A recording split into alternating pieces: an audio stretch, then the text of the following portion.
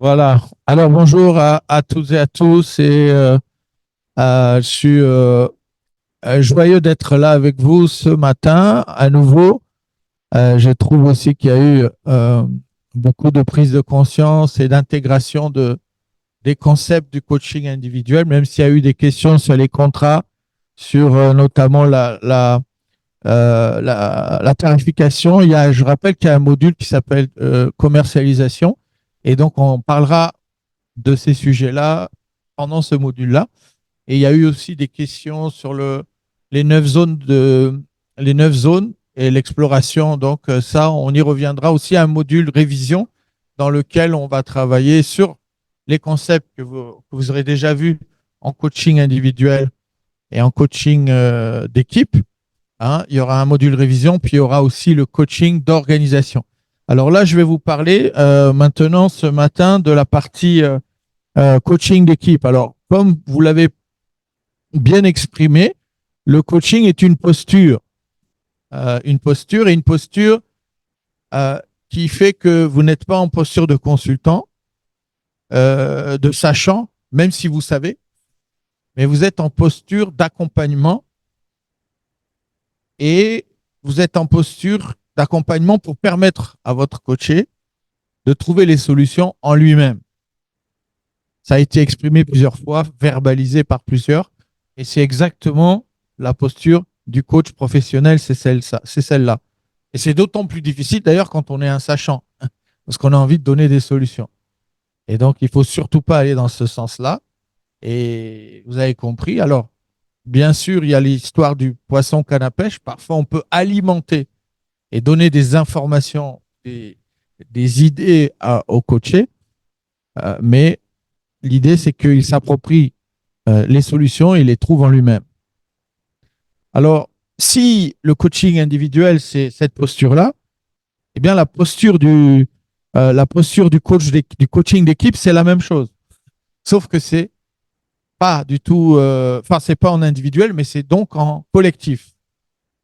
Garder une posture qui permette d'accompagner une équipe et de ne pas être un consultant ou un sachant pour l'équipe. Alors, et une fois qu'on a saisi cette posture, on va la développer. Alors, d'abord, euh, le, le, le coaching d'équipe, je commencerai par deux citations, celle de l'Ubuntu qui est parfaitement intégrée dans la notion d'équipe et la conceptualisation de je suis parce que nous sommes. Quand j'ai conscience de ça, donc j'ai conscience qu'il y a un environnement qui m'entoure, il y a des gens qui sont là, et ces gens-là, ils font partie d'un tout. Et on parlera de l'holomorphique. Karine vous présentera les 3 stades de développement des équipes. Et l'équipe performante, c'est l'équipe holomorphique, ce qui veut dire je suis. La partie est dans le tout et le tout est dans la partie. La partie est dans le tout et le tout est dans la partie. Et on est dans la perfection de concept hébreu, le mot érad en hébreu qui montre l'unité. Et dans le concept, dans la pensée judéo-chrétienne, c'est l'unité d'un Dieu pluriel, Dieu, Père, Fils et Esprit pour les chrétiens, c'est-à-dire c'est un Dieu pluriel qui n'est pas plusieurs, mais qui est un. Et aussi, c'est dans la pensée du livre de la Genèse, dans la Bible, qui parle de l'homme et la femme seront un, et c'est le mot echad qui est employé, c'est-à-dire ces deux personnes qui sont uniques, qui ont leur identité, mais qui sont un. Et c'est le mystère du un. On retrouve aussi dans l'Ubuntu, c'est je suis parce que nous sommes. Et c'est donc concevoir et comprendre, intégrer cette réalité-là dans la vie professionnelle, dans notre cadre d'activité professionnelle, que nous avons affaire à des équipes, donc à des uns additionnés, mais qui sont aussi uns ensemble. Et comment je fais une lecture de ces uns ensemble? Comment j'observe ce un ensemble, qui est une entité, on va dire invisible, mais bien réelle. Alors, dans l'autre, c'est Blaise Pascal qui disait ça. Je tiens pour impossible de connaître la partie si je ne connais pas le tout. Et de connaître le tout si je ne connais pas les parties. Donc, la posture du coach, c'est toute la sagesse du coach, la puissance, l'habilité, l'intelligence de concevoir une équipe comme un tout, mais d'en comprendre les contours et d'en connaître les parties, tout en considérant que les parties font partie du tout et que le tout que le tout est dans chaque partie. Alors, une équipe dépasse la simple somme de ses membres, et ça on le verra tout à l'heure un peu plus en détail dans la systémie, à l'école de Palo Alto en Californie, qui a développé le concept de la systémie, qui montre que la somme est supérieure comment une équipe dépasse la simple somme de ses membres. C'est-à-dire que si on est ici, on est une vingtaine, en fait, si on fait équipe, si on est ERAD, on est unis, on est dans l'Ubuntu, on est beaucoup plus puissant que l'addition. Et donc, ça, c'est un mystère dans justement ce travail de coaching d'équipe, de ramener de la performance collective, c'est de ramener quelque part de l'unité et c'est de ramener de la cohésion, c'est de ramener pour avoir de la puissance. Alors, si nous parlons d'Ubuntu, d'intelligence collective, d'esprit d'équipe, de recherche de sens commun et d'inconscient collectif, s'il existe une identité équipe, alors, une équipe en systémie, c'est 2 personnes. Un couple, c'est une équipe. C'est un système. Donc, chaque entité, donc votre équipe, votre organisation, les équipes qui sont constituées, c'est un système. Et dans ce système-là, s'il existe cette entité, système, équipe qui vit, s'exprime et agit, alors le coaching d'équipe peut exister. C'est-à-dire, si je ne prends pas conscience que l'équipe est un système en lui-même, est une entité, comme le couple en est une, on va avoir 2 personnes, mais en réalité, il y a 1 plus 1, ça fait 3. Parce que il y a 2 personnes, mais il y a une 3e entité qui se crée qui s'appelle le couple. Et c'est pareil en équipe. C'est-à-dire qu'il y a 10 personnes dans une équipe. Les 10 personnes constituent une 11e personne qui s'appelle l'équipe. Et c'est ça, le coaching d'équipe, c'est d'avoir conscience de ça et de travailler avec cette matière-là. Les 10 existent, mais les 10 forment un 11e qui s'appelle l'équipe. Alors, quand on a conscience de ça, alors on peut dire que le coaching d'équipe peut exister et donc on peut exercer ce travail-là. Et vous avez compris que la complexité, elle est différente. Alors, le coaching d'équipe, la définition de l'Ubuntu, c'est le coaching d'équipe par analogie au coaching individuel, consiste à accompagner l'équipe pour qu'elle apporte elle-même ses propres réponses aux questions qu'elle se pose et aux défis, aux challenges et aux problématiques qu'elle rencontre. Parce que si je ne suis pas en coaching individuel, en posture de sachant et donc en posture de consultant, c'est la même chose pour le coaching d'équipe. Sauf que le travail, il est différent parce que je ne travaille pas avec une personne, mais avec la complexité de plusieurs personnes qui eux-mêmes créent une entité nouvelle qui s'appelle l'équipe. OK? Alors, aussi, la problématique du coach, c'est qu'à partir du moment où j'ai conscience de l'équipe, mais que je viens coacher l'équipe, je deviens partie de l'équipe. Et donc, je peux tomber dans un aveuglement, donc le fameux aussi processus parallèle, c'est-à-dire je peux faire partie de l'équipe et donc être pollué, entre guillemets pollué, ou influencé par l'équipe. Et du coup, je perds ma puissance de coach parce que je perds mon recul, je perds ma vision, méta, etc. Et donc, c'est toujours quelque chose sur lequel il faut être attentif. Alors, le coaching d'équipe envisage l'ensemble du groupe de personnes dans leur environnement, dans une vision systémique et non dans une vision linéaire de cause à effet. Et je fais référence au concept des 3 stades de développement que Karine développera tout à l'heure, un peu plus tard dans la matinée. Le coaching d'équipe aussi est le team building. Ici, on a vu plusieurs personnes, plusieurs entités, y compris à la Banque mondiale ou des entités comme ça, dire nous, on veut faire un team building. Et pour eux, c'est la solution miracle qui va changer toute la vie de l'équipe et toute la vie de l'organisation. Alors, sachez que le team building, ça ne change rien en profondeur. Et c'est utile, oui, mais ce n'est pas du coaching d'équipe. Le coaching d'équipe et le team building sont 2 modes d'intervention différents. Et pour piloter le changement d'une équipe, ils servent tous les 2 à ça. Mais on l'a vu, et d'ailleurs moi je l'ai entendu plusieurs fois, et Les gens m'ont dit, ouais, ouais, mais nous, on a déjà fait du team building, mais bon, c'est. Ah oui, bah, c'est normal, ça tient, travaille pas en profondeur. Depuis quand un enfant naît-il en 2 jours dans le ventre de sa mère? Ça n'existe pas. Ça prend 9 mois, plus ou moins. Et ben, quand on veut faire du coaching d'équipe, pour travailler une équipe, ça va pas prendre un coup de baguette magique en 2 jours, 3 jours, c'est fini, ça y est, l'équipe a changé, tout le monde a changé et on va aller mieux. Ça, c'est de l'utopie, c'est du travailler avec des magiciens, ça n'existe pas. C'est pas vrai. Donc, il faut un travail en profondeur, hein, et le team building, en fait, est un jalon dans un accompagnement de coaching d'équipe. Ça peut avoir, bien sûr, des actions de team building dans un processus de coaching d'équipe. Mais ce n'est qu'un jalon, une action ponctuelle dans un accompagnement global. Alors, euh, le coaching d'équipe se distingue du team building notamment par la posture du coach. Hein, encore une fois, souvent dans les team building, on va trouver, ça peut même ne pas être un coach qui anime un team building en fait. Hein, vous avez du team building au Club Méditerranée, le géo qui fait danser les gens, rigoler les gens, bah c'est du team building. Hein, il crée de l'émulation, une forte forme d'amusement collectif et les gens ont l'impression d'être heureux ensemble et d'être les meilleurs amis du monde. Sauf que dès qu'il y a des problèmes qui arrivent, c'est fini, c'est plus des amis. Et donc, c'est là où la posture du coach, parce qu'il a conscience de tout ce que je viens d'évoquer là, et la conscience qu'on ne transforme pas une équipe en 2 jours, c'est pas possible. Hein. Et donc, il va accompagner au travail de changement dans le temps. Et donc, c'est le concept de DST qu'on verra après ça. Justement, il va l'accompagner dans l'espace-temps avec une stratégie.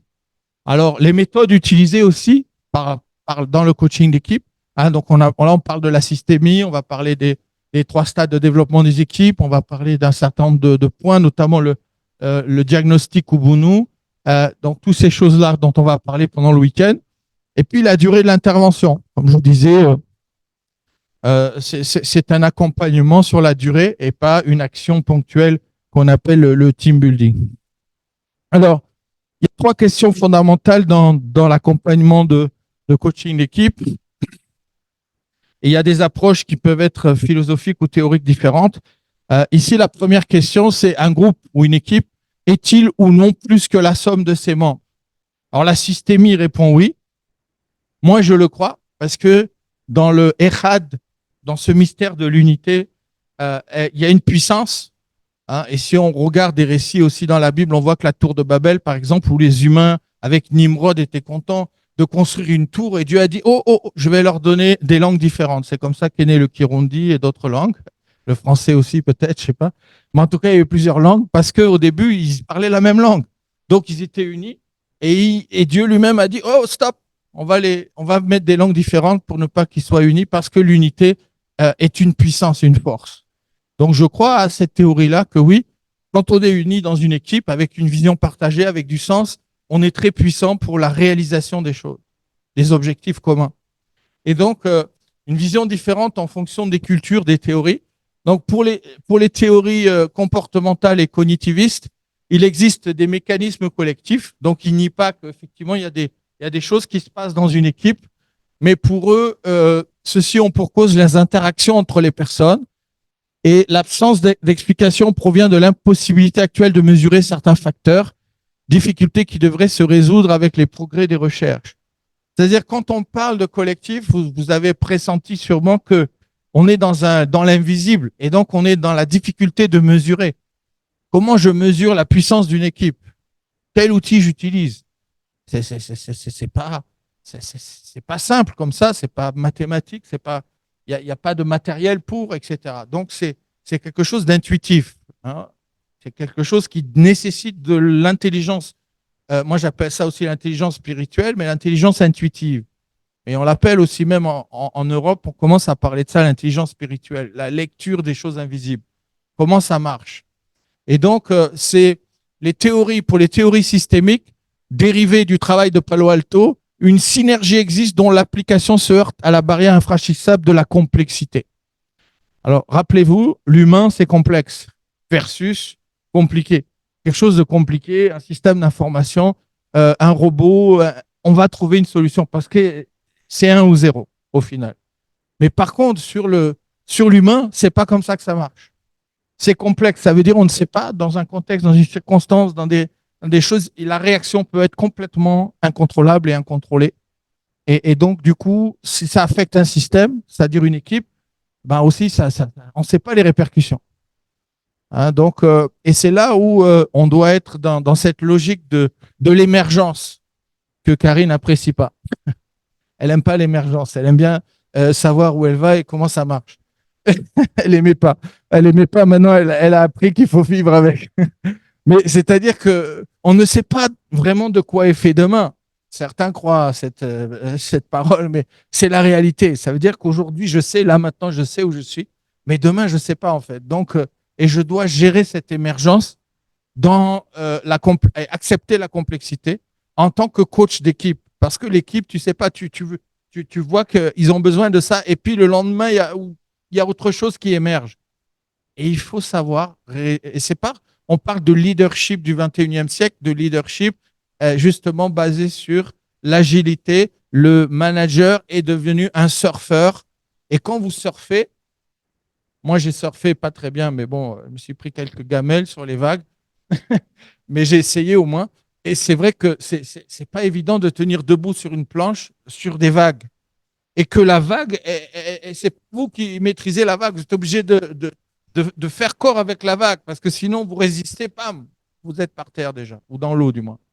Et alors donc, c'est pour ça que travailler avec l'idée que je suis coach d'équipe, mais je suis dans l'émergence, dans l'observation de l'émergence des besoins, et de pouvoir adapter mon travail par rapport à ce qui se joue ici et maintenant.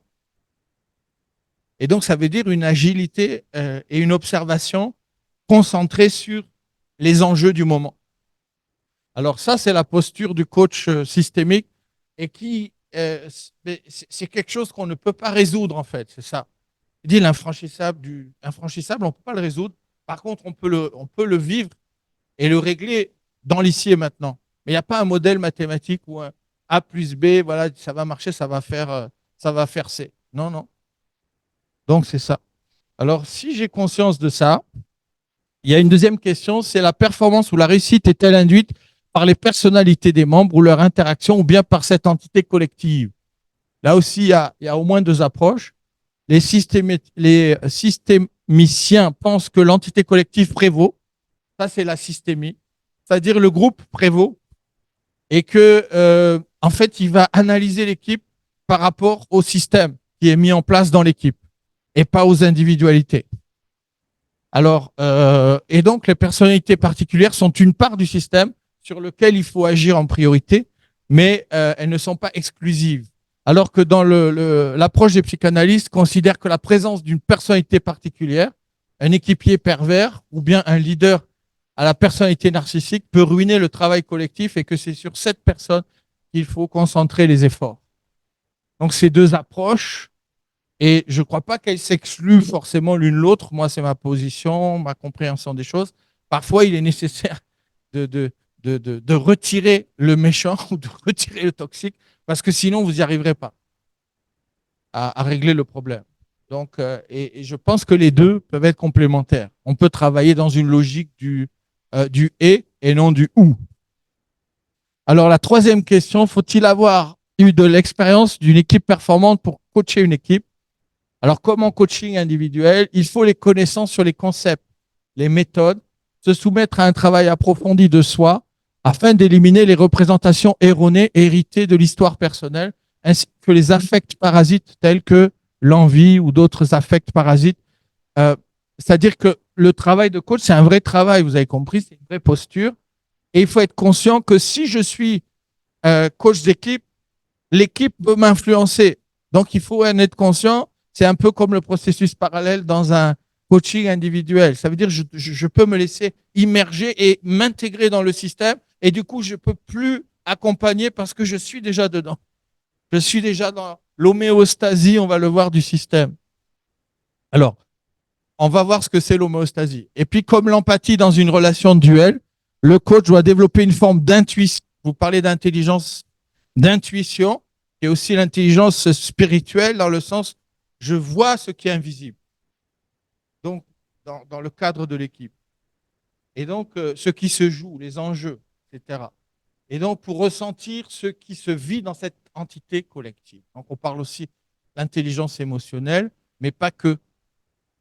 Intelligence émotionnelle parce que les émotions sont des indicateurs, des informations que vous recevez. Mais ces informations ne sont pas suffisantes. Et puis, qu'est-ce que je fais de ces informations-là? J'en fais quoi? Comment je les traite? D'accord? Donc, alors ça, l'équipe comme un système, ça c'est la vision systémique. Je vais la développer un tout petit peu. Les travaux de Ludwig von Bertalanffy en 1947, puis ceux de l'école de Palo Alto, la théorie des systèmes a permis d'agir sur les équipes avec des outils nouveaux et efficaces.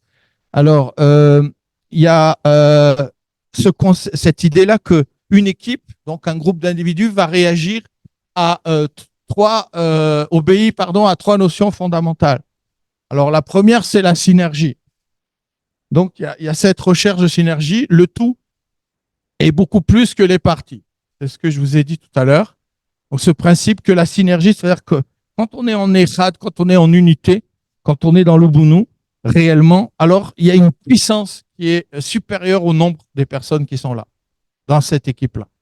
Et puis, le principe de complémentarité aussi, la conscientisation que justement le je suis parce que nous sommes, c'est parce qu'on est complémentaires. Parce que je ne peux pas tout seul voir tout, faire tout, etc. Par contre, avec les autres, je vais pouvoir le faire. Et on va pouvoir accomplir des tâches, accomplir des objectifs qui sont largement supérieurs à ce que je pourrais atteindre seul. Et donc, permet d'avancer que seules des différences peuvent permettre d'atteindre ce beaucoup plus. OK? Le principal travail consistera à l'agencement des fonctions de manière co-responsable afin de rendre cette synergie maximale. Donc là, la posture du coach, c'est de voir comment je peux optimiser la performance collective et la synergie en augmentant la synergie du groupe. OK? Alors ça, c'est un principe dans la systémie. La deuxième notion fondamentale, c'est l'homéostasie du système. On retrouve ça dans les systèmes religieux notamment, mais pas que, dans les entreprises aussi. C'est quoi l'homéostasie du système?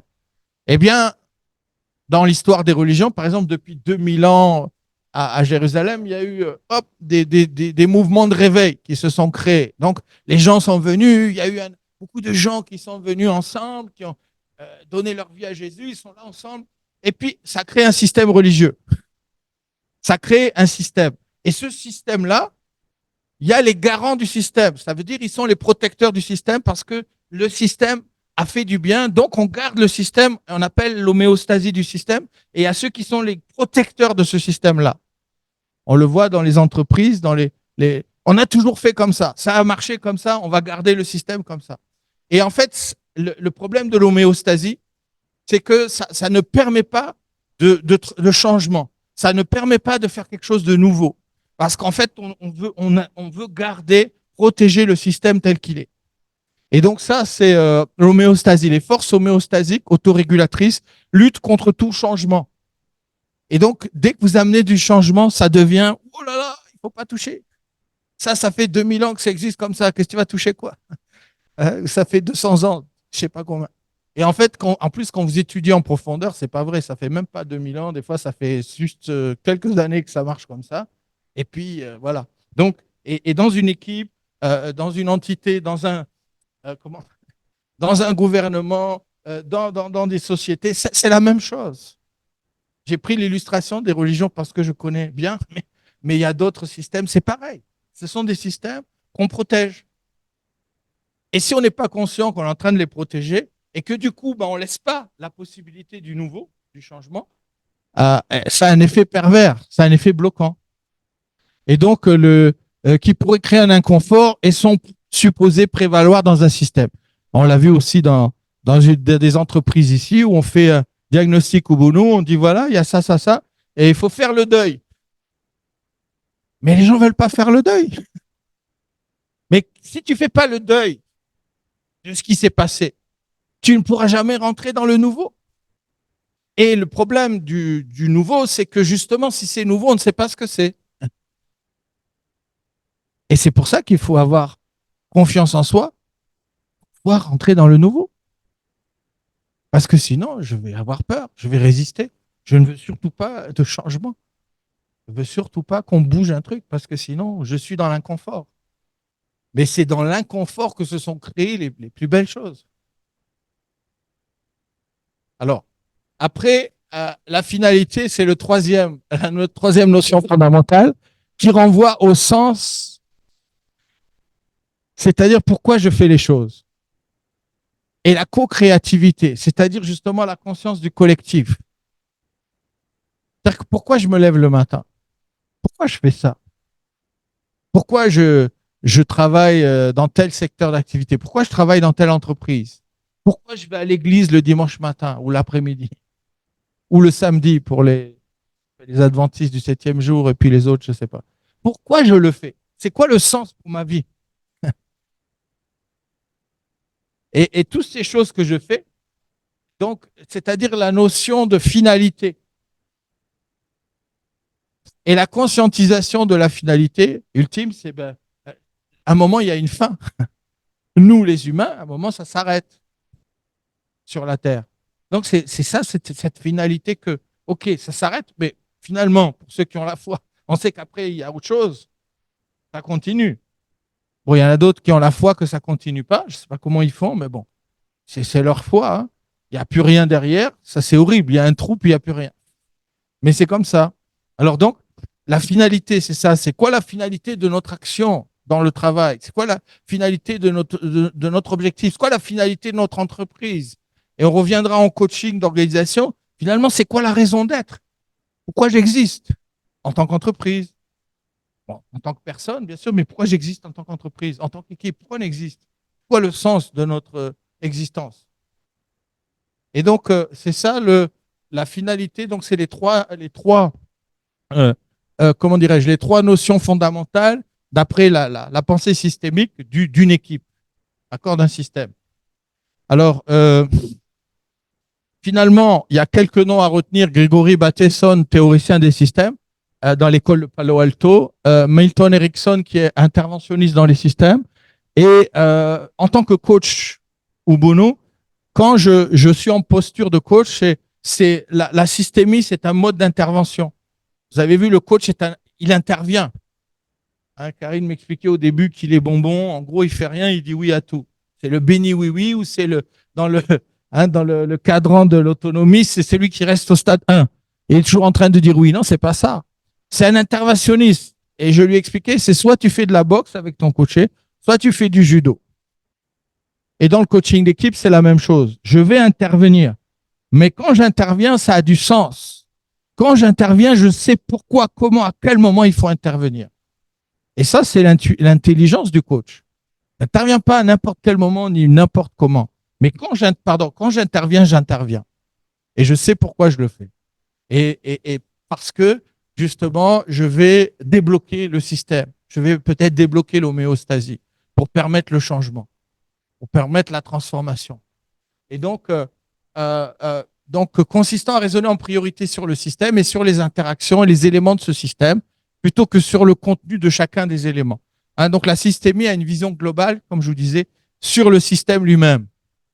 Donc, j'analyse, je regarde comment fonctionne le système, comment les gens interagissent et qu'est-ce qui est invisible, qu'est-ce qui fonctionne là-dedans. La systémie est une manière d'aborder les situations de crise dans les entreprises et de trouver les vrais leviers qui vont permettre le changement et l'évolution de sortir de ces crises.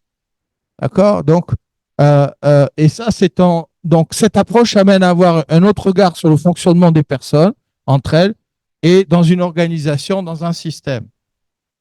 Alors, ici, il y a un petit schéma là en haut que je vous ai déjà un peu illustré. Le coach, normalement, il est en posture méta, il est en dehors du système.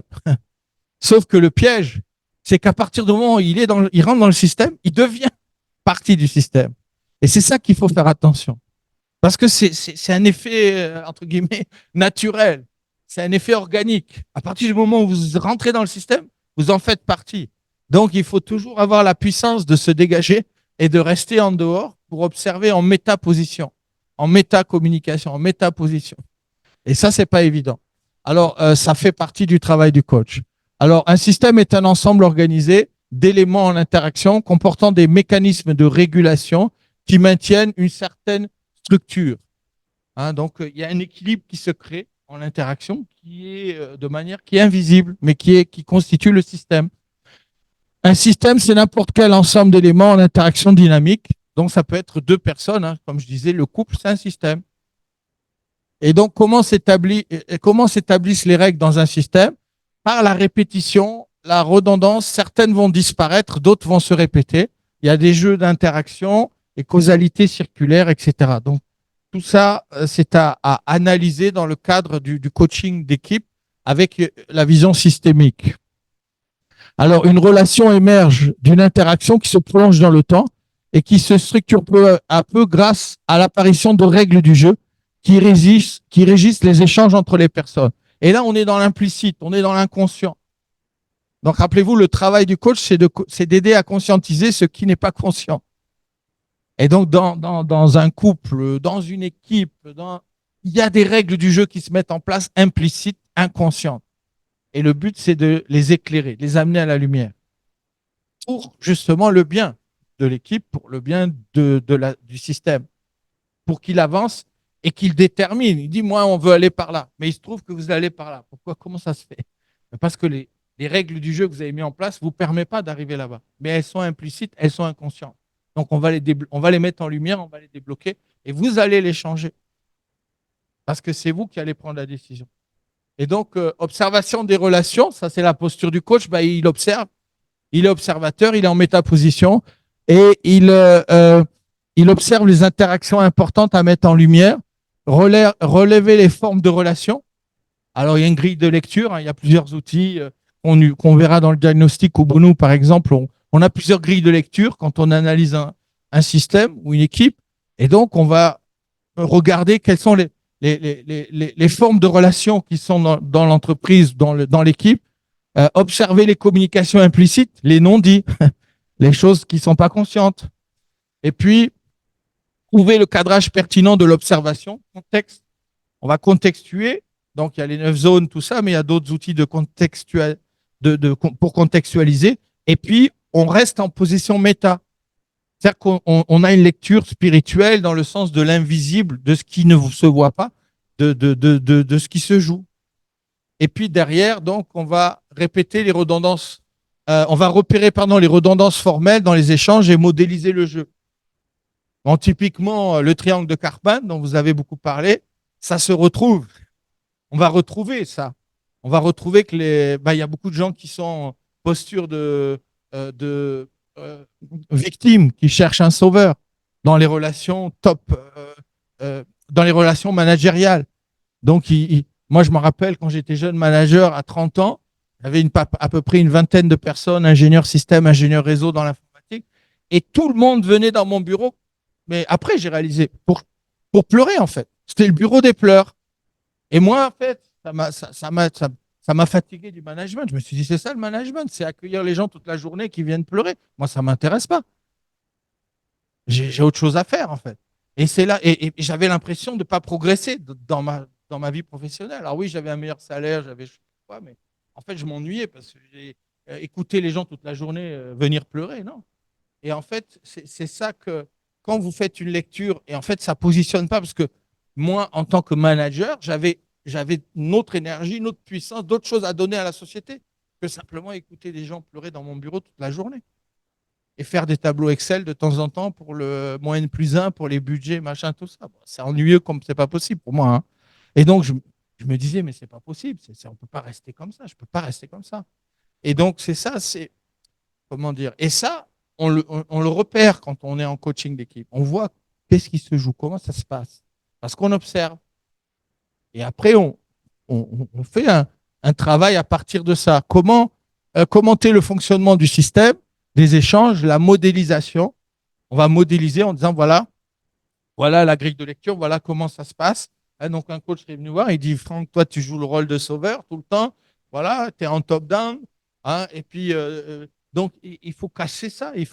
travailler justement. Alors, si j'avais la posture de manager coach, j'aurais libéré cette énergie en disant, écoute, trouve la solution, vas-y, propose, etc.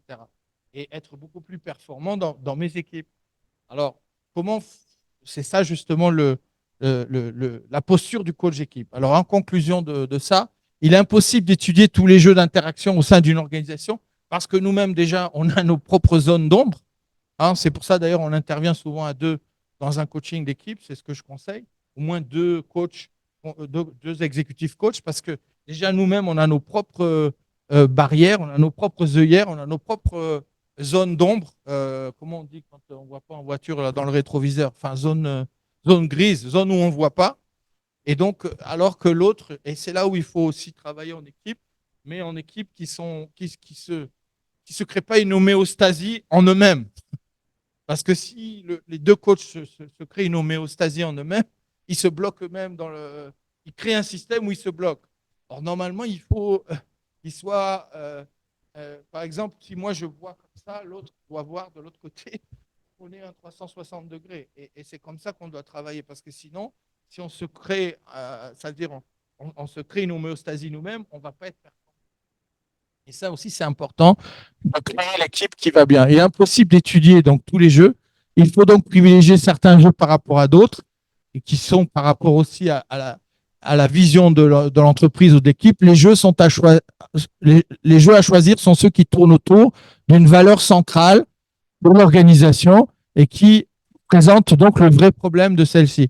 Hein, parce qu'on va on va en relever des difficultés. Mais en fait, c'est quoi la valeur de l'entreprise? Et c'est là où on travaille après en coaching d'organisation. C'est quoi le sens? C'est quoi la raison d'être de Labraroudi, de Banco Bou, de j'en sais rien, de Savonor, de l'ONG Patati Patata, de l'État du Burundi, de la présidence? C'est quoi la raison d'être en fait? On est là pourquoi? Quoi le sens? Parce qu'on n'est pas là tout le temps déjà, donc il y a une finalité, ça s'arrête un jour. Mais le temps qu'on est là, on est là pourquoi? C'est quoi le sens? Et comment on sert les autres, l'Ubuntu, comment on sert les autres hein, par rapport à ce qu'on fait? Voilà.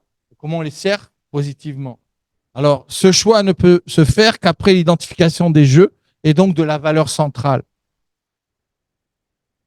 Et donc, ça, c'est défini par l'organisation. Et ça, c'est l'autre module sur le coaching d'organisation.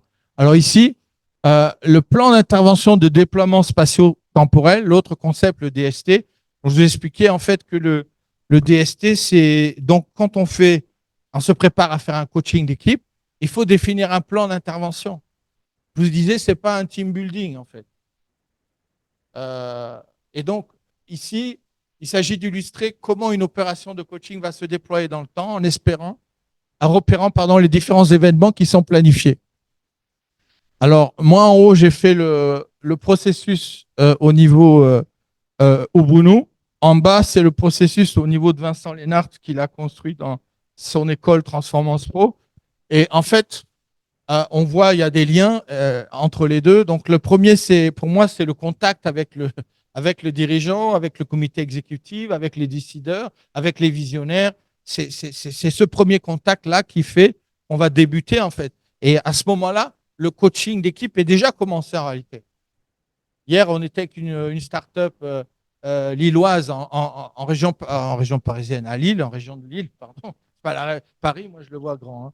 Hein. À Lille, chez les Ch'tis, là-bas. Et en fait, il disait que, mais comment ça commence quand le coaching? Je dis, mais c'est déjà commencé. Lors de la première rencontre, on travaille déjà en posture de coach, même dans l'avant-vente, même la première rencontre. Parce que être en posture de coach, c'est une posture, justement. Et donc, vous êtes déjà en train de le faire réfléchir sur ce.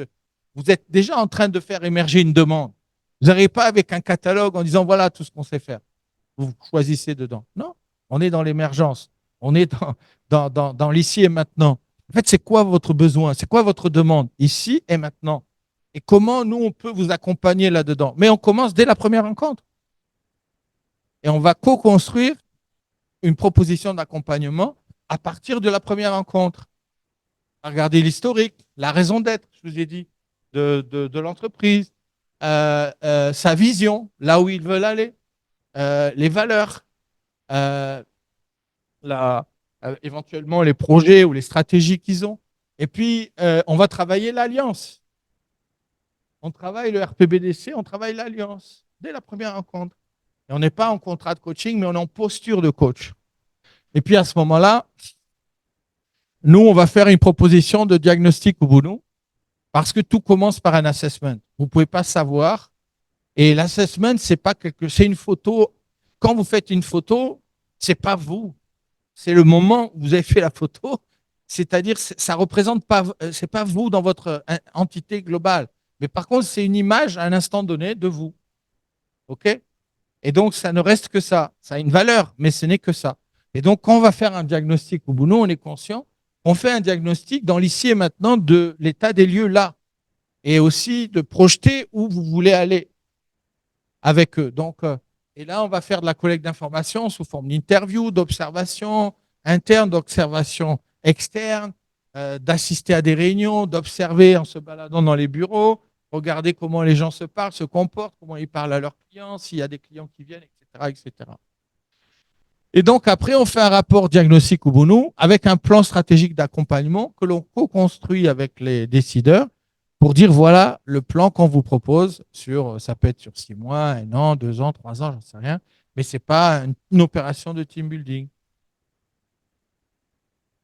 Donc en bas, c'est un peu la même chose, c'est première rencontre, proposition, Sherpa, c'est un peu le diagnostic Ubuntu, séminaire de lancement, point avec le donneur d'ordre des définitions des besoins actions, coaching, formation, régulation, ça c'est l'ORF, conclusion.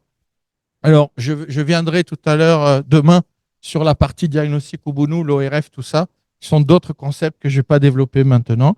Et je vais laisser la parole à Karine pour les 3 stades de développement des équipes.